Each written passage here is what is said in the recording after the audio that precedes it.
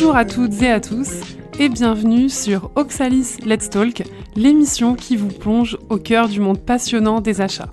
Je me présente, je m'appelle Léa Cespedes Sao, je suis ancienne acheteuse de métiers et de formation.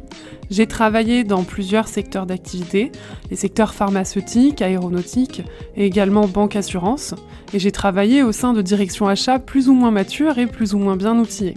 Je suis aujourd'hui directrice du consulting chez Oxalis. Donc Oxalis est éditeur de logiciels spécialisé dans la digitalisation des achats. Nos clients sont principalement des PME, des ETI, mais également quelques grands comptes. Oxalis, en quelques chiffres clés, c'est 5 millions d'euros de chiffre d'affaires, environ 25% du chiffre d'affaires consacré à de la recherche et développement, et c'est également 50 000 utilisateurs présents partout dans le monde. Nous sommes aujourd'hui présents dans plus de 25 pays. Alors installez-vous confortablement, ajustez vos écouteurs et découvrons ensemble notre sujet du jour. Bienvenue dans ce 3e épisode sur le thème de la boîte à outils de l'acheteur. Pour ceux qui ont suivi la première partie, nous avons fait un focus sur les solutions qui accompagnent l'acheteur au quotidien. Et pour les auditeurs qui ne l'ont pas encore écouté, l'épisode est disponible sur toutes les plateformes de streaming. Pour cette deuxième partie, nous accueillons Aurore, qui est responsable achat indirect chez Payfit et qui va nous partager sa vision métier autour de notre thématique du jour. Alors peux-tu te présenter, nous parler un peu de toi, de ton parcours ? La parole est à toi. Bonjour Léa, bonjour à tous. Merci beaucoup de m'accueillir sur ce podcast.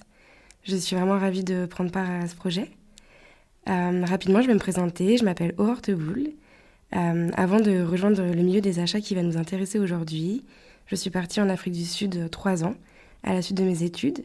J'ai travaillé dans l'industrie audiovisuelle en tant que coordinatrice de production publicitaire et agent de réalisateur. Ensuite, je suis rentrée en France et j'ai débuté une nouvelle expérience en tant que responsable achat direct dans une agence de trading de matériel de construction. J'y ai travaillé pendant 3 ans et il y a 2 ans, j'ai eu l'opportunité de rejoindre l'industrie de la tech et de créer la fonction achat indirect chez Payfit. Peux-tu nous parler de Payfit et de votre activité ? Avec plaisir. Alors Payfit, c'est une solution SaaS, donc c'est un logiciel qui permet de digitaliser la gestion de la paie pour les petites et moyennes entreprises. Notre mission, c'est vraiment de donner les moyens des grands aux petites entreprises. Donc c'est une start-up qui est née et qui a été lancée en 2016. Aujourd'hui, Payfit accompagne 10 000 clients en Europe, on est 850 employés et on a 3 bureaux à Paris, à Barcelone et à Londres. Merci pour cette présentation de Payfit. Alors on va maintenant rentrer dans le vif du sujet. Peux-tu nous rappeler, Aurore, les missions de l'acheteur et son rôle au sein de l'entreprise ? Oui, tout à fait. Alors, l'un des rôles de l'acheteur, je dirais que c'est d'abord de savoir collaborer avec les prescripteurs. Il va falloir vraiment être capable d'accompagner le client interne. On va tâcher de s'assurer de comprendre le besoin, de garantir qu'il a été correctement dimensionné, de le challenger si nécessaire, de manière à ne pas avoir à acheter en trop. Et bien entendu, un des rôles principaux, c'est de garantir l'optimisation des ressources financières. En parallèle, on s'assure qu'il n'y ait pas de doublons dans les demandes. On va continuellement chercher à mutualiser et à rationaliser les besoins. Mais c'est vrai qu'on connaît ce problème dans pas mal d'entreprises, des silos finalement, des directions qui ne travaillent pas vraiment ensemble et des besoins qui arrivent en doublon. Donc c'est intéressant parce que votre rôle permet également de casser ces silos et de favoriser la communication entre les départements. Oui, absolument. Et d'ailleurs, c'est pour ça qu'on est même garant du processus, de sa fluidité, que notre rôle, ça va aussi d'être de coordonner les différentes parties prenantes et les équipes intervenantes tout au long du process. Notamment chez Payfit, on en a plusieurs. On va avoir le légal, l'IT, les opérations, la compliance, les RH, le marketing, la finance, la data. Donc nous, notre rôle, c'est vraiment de s'assurer que tout le monde travaille main dans la main. On va évidemment chercher à optimiser les dépenses, suivre les budgets, garantir les meilleurs deals, aussi bien financièrement qu'au niveau des prestations et des services. Et enfin, on est le point de contact pour les fournisseurs et les intervenants dans le process. Mais comme toujours, quand je reçois un invité sur ce podcast, j'ai préparé toute une liste de questions que je vais te poser tout au long de l'épisode et ce sera un peu notre fil conducteur pour cet échange. Donc dans ton intro, tu nous as dit que tu étais arrivé dans un contexte où il n'y avait pas de fonction achat chez Payfit. Quel était le constat ? Pourquoi avez-vous décidé de créer le service achat ? Est-ce que tu peux nous expliquer un peu comment tout ça s'est déroulé ? Alors en 2020, les achats IT étaient principalement gérés par le service informatique et ensuite ça a été repris par la finance pour l'étendre à toutes les catégories d'achats. Ensuite, en 2022, il a été constaté que la création de la fonction serait l'occasion de titulariser le process à un département et faire en sorte que les directions puissent être coordonnées tout en garantissant l'optimisation des ressources. Et est-ce que tu avais des enjeux, des objectifs qui t'ont été fixés dès ton arrivée pour la création de cette fonction ? Oui, complètement. On a créé une roadmap qui nous a permis en fait d'établir justement des objectifs. Et dans ces objectifs, on avait à la fois la construction de la fonction dans un contexte d'hypercroissance. Il y avait une nécessité d'aller très vite, de gérer un flux important de demandes tout en créant de l'adhésion au processus. On a en parallèle développé nos relations avec nos fournisseurs, développé des routines avec les équipes et on a dû aussi mettre en place des KPI. Aujourd'hui, on est dans un contexte de transformation et ce contexte nous a vraiment permis de soutenir la fonction et favoriser la création d'une culture achat auprès des clients internes, car toute l'entreprise veille à la préservation des ressources. Et peux-tu nous partager les principaux challenges que tu as dû relever ou les difficultés que tu as pu être amené à rencontrer lors de la création de cette fonction achat ? Oui, je pense que dans un premier temps, je peux te parler du process. D'abord, on a voulu le revoir. Donc pour cela, on a voulu vraiment chercher à le simplifier, à le fluidifier, à le rendre agile. Et pour y parvenir, on s'est mis à la place des équipes. On a cherché à comprendre leurs besoins et leurs attentes, aussi bien les équipes qui validaient le process que les équipes qui faisaient des demandes d'achat. On a aussi dû apprendre à comprendre quelles étaient les différentes typologies d'achat, mener une analyse avec les top dépenses. Par exemple, chez Payfit, c'est vraiment les tools, les SaaS, qui vont être nos dépenses principales. Et pour remédier à tout cela, on a créé une politique achat. On a aussi créé des templates, que ce soit pour faire des benchmarks, des contrats, pour traquer nos KPI. Ainsi, ça nous a permis de vraiment automatiser et standardiser la collection d'informations. Dans un second temps, on a vraiment cherché à travailler sur la collaboration, de manière à pouvoir anticiper les besoins et les renouvellements, pour ne pas être automatiquement réengagé et avoir le temps de comparer et négocier si besoin. Et cette collaboration dont tu parles, comment elle s'est mise en place ? Est-ce que toutes les directions jouaient le jeu ? Vous mettez dans la boucle systématiquement dès le début ? Alors j'imagine que c'était pas évident, mais tu vas nous en dire un peu plus. Alors oui, ça n'a pas toujours été le cas. En même temps, on y était préparé. C'est normal de ne pas toujours être mis dans la boucle dès le départ, parce que le change management, ça prend du temps. Il faut savoir attendre de se faire connaître, de se faire adopter. Il faut aussi prouver sa valeur ajoutée auprès des prescripteurs. Ce qui a beaucoup changé la donne, c'est lorsque l'on a eu le soutien de nos C-level de la direction. Ça a vraiment impacté notre capacité à pouvoir travailler avec les équipes. Chez Payfit, on a environ 150 outils. Donc on a très vite pris conscience que c'était très important d'avoir un business owner clairement identifié par tool qui va être le relais en interne pour les questions techniques et opérationnelles. C'est en fait vraiment l'expert de l'outil. Et on va travailler en binôme. Donc nous, on va gérer la partie commerciale, administrative, et on va travailler en collaboration étroite avec les équipes sur toutes les autres questions, notamment techniques. On en parlait un petit peu tout à l'heure, mais ce qui est vraiment important, et ce sur quoi on a beaucoup travaillé, c'est donc d'être embarqué assez tôt dans les discussions avec le fournisseur pour ne pas être perçu que comme des cost killers. Bah c'est vrai qu'il n'y a rien de pire finalement pour un acheteur que d'être embarqué à la fin du process. On perd toute crédibilité vis-à-vis du fournisseur. En fait, on est juste là à la fin pour négocier, mais l'acheteur ne sert pas qu'à ça, on le sait.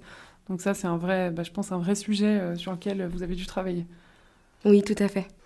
Et donc, pour vraiment veiller à améliorer notre collaboration, on a travaillé sur la communication. Donc, pour faire adopter les nouvelles procédures, on a mis en place un plan de communication. On a vraiment fait de l'évangélisation, beaucoup de pédagogie. On a dû faire preuve de patience, d'empathie et de résilience. On a vraiment tâché de faire en sorte de collaborer régulièrement avec les équipes qui faisaient partie du process. On les a écoutés, on avait à les intégrer. On a collaboré avec nos fournisseurs. Même auprès des fournisseurs, on a pris le temps d'expliquer le process afin de limiter les frustrations. Ce qui est hyper important, c'est de savoir faire une remise en question en permanence, d'accueillir le feedback, qu'il soit positif ou négatif, de manière à vraiment co-construire et adapter le process. Aujourd'hui, on a mis en place ce qu'on appelle une toolkit box pour l'acheteur interne. Et dans cette box, en fait, on va retrouver différents éléments, dont le process sur l'intranet. On a mis en place un one-pager à destination des acheteurs internes, mais aussi à destination de nos fournisseurs. On a listé un petit peu les différents points que l'acheteur interne doit regarder sur un devis, de manière à pouvoir le responsabiliser. On est aussi en mesure aujourd'hui de trouver dans cette box le rappel des rôles de chacun dans le process et les templates, que ce soit pour le benchmark ou le brief. Et en parallèle, on veille aussi à faire de la communication régulière auprès de nos équipes, de manière en fait à pouvoir leur rappeler le process d'une année à l'autre. On a parlé pour l'instant du constat et du contexte dans lequel la fonction a été créée. On a parlé aussi des challenges que tu as pu rencontrer. Est-ce que tu peux maintenant nous détailler cette politique achat dont tu parles et nous partager ses principes clés ? Oui, alors d'abord la politique achat, ce qu'elle avait comme objectif, c'était de donner de la visibilité sur les étapes et de mettre en place un process clair et d'identifier le rôle de chaque partie prenante. Donc l'idée, c'était de vraiment déterminer qui fait quoi, quand, quels étaient les documents à récupérer, qui négociait, à partir de quel montant, qui signe, et même on a poussé le process jusqu'à déterminer qu'est-ce qu'il se passe à la fin d'un contrat, lors de sa résiliation, comment est-ce qu'on collecte les datas, et ainsi de suite. Le but, c'était vraiment de déterminer en fait le rôle de chacun, mais aussi de permettre de travailler sur la responsabilisation de l'acheteur interne. En parallèle, dans cette politique achat, on a pu aussi adapter le process selon les différentes typologies d'achats que l'on a identifiées et les différentes équipes qui sont impliquées. Par exemple, quand tu vas faire une demande d'achat pour un freelance, tu vas pas avoir le même processus que quand c'est pour un outil. Mmh. Et on va onboarder justement différentes équipes à différents moments. Et dans la politique achat, tout est écrit entre guillemets noir sur blanc, ce qui nous permet d'avoir un vrai support. Payfit est ISO 27001. Et cette politique achat sert aussi de support dans le cas des audits annuels, car elle permet de montrer que l'IT compliance et le procurement collaborent dans le process achat. En introduction, on a parlé des principales missions de l'acheteur, et d'après ce que j'entends aujourd'hui, eh bien, je comprends que l'acheteur est aussi là pour fédérer, il est surtout là pour fédérer. Tu confirmes ? Oui, complètement. Je pense que vraiment le rôle de l'acheteur, c'est d'aider les directions à travailler ensemble, de s'assurer que les projets et les demandes similaires ne soient pas traités de manière indépendante.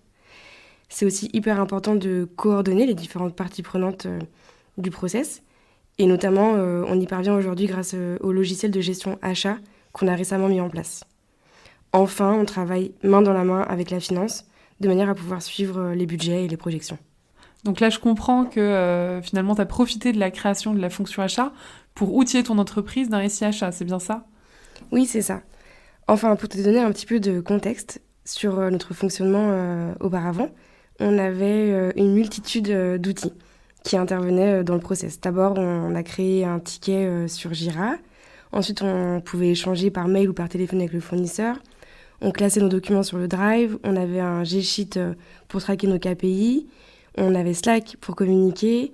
Et on avait encore une autre plateforme pour télécharger nos factures. Ah oui, donc là, je comprends que vraiment, y avait plein d'informations un peu à droite à gauche, mais aucune centralisation. Donc ça doit être compliqué au quotidien.